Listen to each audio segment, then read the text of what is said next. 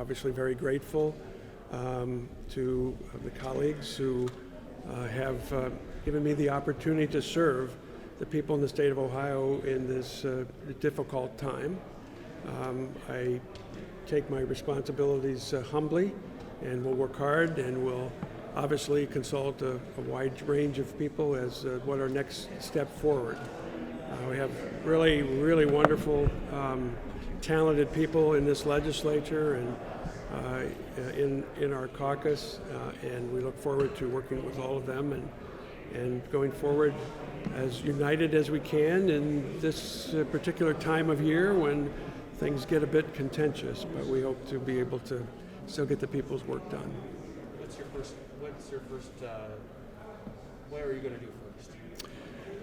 Well, there's lots of things that need to be done right away, but one of the first legislative priorities, obviously, is to take another look at House Bill 6, and there's been several bills introduced to repeal that. There's interest also in taking a look at replacing it, and so we will be consulting with the caucus and deciding when's the appropriate time to do that. Representative, people have thought that now that you're House Speaker, that perhaps you would clean house, remove some of the taint left by House Speaker Householder.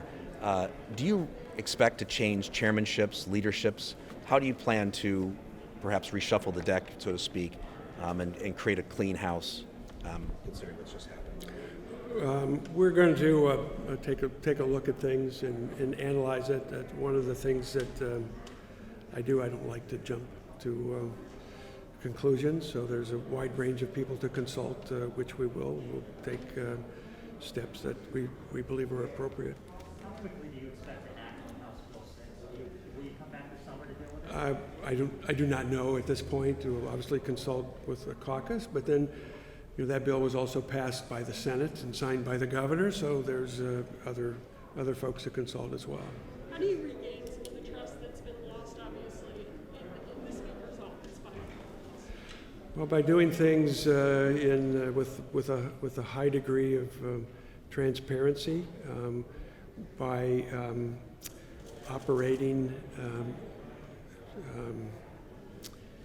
in a careful, ethical manner. So members of this chamber do that every day, and so I think we need to emphasize how diligent and careful that members of this chamber are, and so we're going to operate above board. We're going to make sure that all our members understand or have an opportunity to inquire about legislation that comes, and hopefully be able to set a good example that way.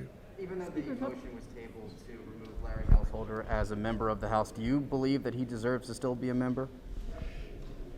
Well, as you may know, in the Constitution, it says an individual can be removed once, but not twice. And as you know, he is on the ballot unopposed. So I think maybe we don't want to use all our options at one time. Back to the culture of transparency and restoring the folks' trust in the process here. Senator Sherrod Brown last week said there was a pay-to-play culture at the State House. Other people have also remarked similarly. Is there a pay-to-play culture here? Not to my knowledge. I've never been involved in such a thing, and I think it behooves all of us to be very much aware of all of these things that transpire around us, and to set an example where we try to avoid even the appearance of impropriety. Obviously, that's a little different standard for judges and justices, but it's still a good standard for all of us. Have you or House Republicans reached a decision about what to do with ORP's offer? We have not. What kind of cooperation do you expect to extend to the federal prosecutors and the FBI as the investigation continues? We will cooperate with them fully. What do you Do you feel about expect the investigation to touch the State House further? We'll see where it goes. I don't have any expectations that it will. Do you plan on bringing up any legislation regarding dark money and the way that campaigns in Ohio are run, and do you believe that there needs to be a change in the way they're run in terms of the way the money is funneled? We have a number of bills, I think, introduced on that, and that is a topic that I think has concerned a lot of people over a long period of time. There are federal constitutional issues with that, so we're going to have to take a careful look at it. But I think, yes, there is an interest in delving into that.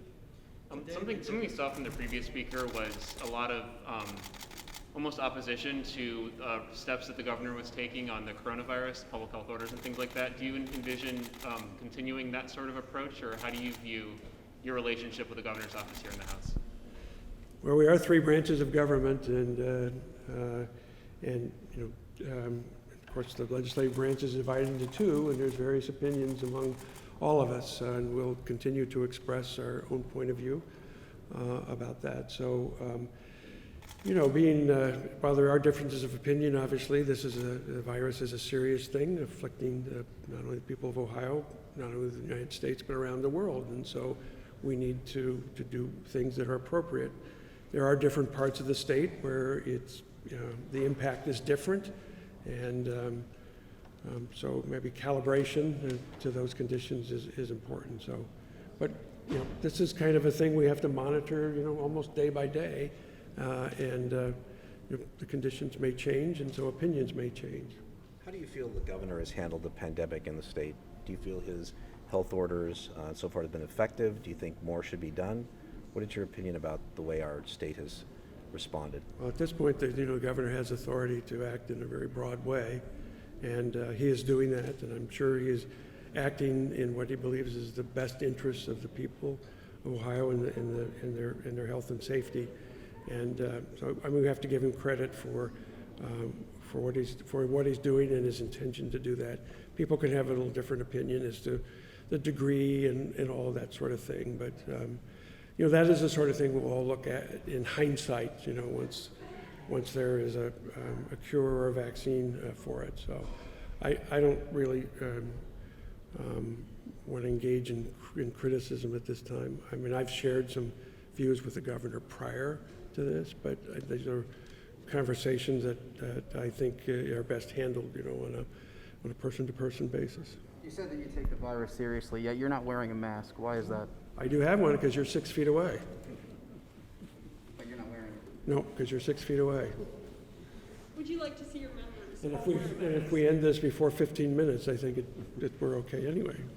Just your feelings. Did you ever expect to stand here and as Speaker of the House? No, I didn't. I had no ambition to do that.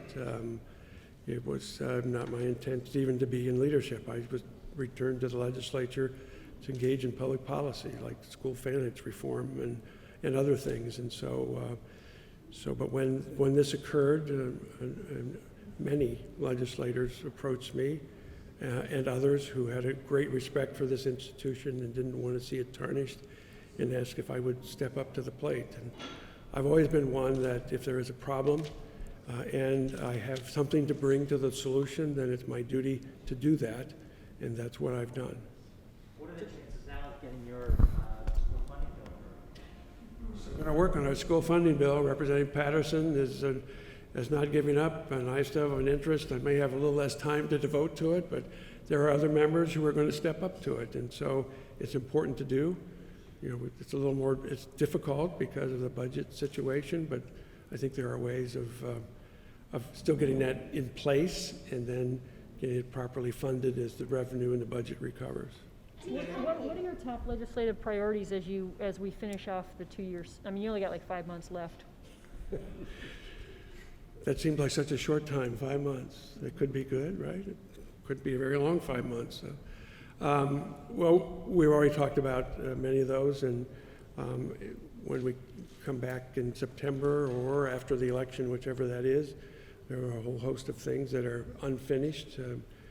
I do hope to develop a good working relationship with the Senate and the governor on many of these things that are now stranded in between the houses. So we'll be developing our priority list, but this is going to come from the members. Now, I am helping to govern, not to dictate what goes on in this chamber. I want to empower all our members, so we're going to be listening to them, what's important to them, and those are the things that are going to pop to the surface. Today, all the Democrats voted that's going to affect your relationship with them. How do you envision your I think we've already entered the silly season, and we can hear lots of things that like that. So I have many friends on the Democrat side of the aisle, and I'll continue to have friends there, and we will try to work across the aisle. There are the campaigns that people are running, and these things occur. So I take it all with a grain of salt. Do you plan to reach out to your sites, Have you spoken to Larry Householder, and if not, do you plan to? I have not, and I do not plan to. Anytime there's a speaker race, there's divisions. Some people supported your opponent, so it was pretty tight in caucus. How do you bring the rest of the Republican caucus along? Does that present a problem governing? Well, I think we all try to work together. I mean, we have a lot of common interests. We have, again, empower the members. I have noticed over a number of years since I returned to the legislature, how different it seemed from when I was in the Senate, and where committee chairmen and members of committee had a lot of freedom to work on legislation. And so I think that is one way that we can bring people together, let them develop the kinds of bills addressing the topics that are important to them, let them, let them work with others, let them shape them, and see whether there's support in the caucus. And I think once you empower people to be able to work like that, they work together, and we can all move in the same direction. All Anything right. else that's going to be different about you as Speaker compared to what we're used to? You'll just have to wait and see, I guess. It'll be a surprise. Everybody needs a little surprise, something to look forward to. So, my wife will still make me take the garbage out every Sunday night, so the trash can haul it, and clean out the cat litter boxes, and all those kind of things. I like to do my own gardening. I don't have a gardener. I like to mow my own lawn, so none of those things are going to change. Hopefully. And I've told people if they think if I think I'm more than I am, they should tell me, because I don't want to be.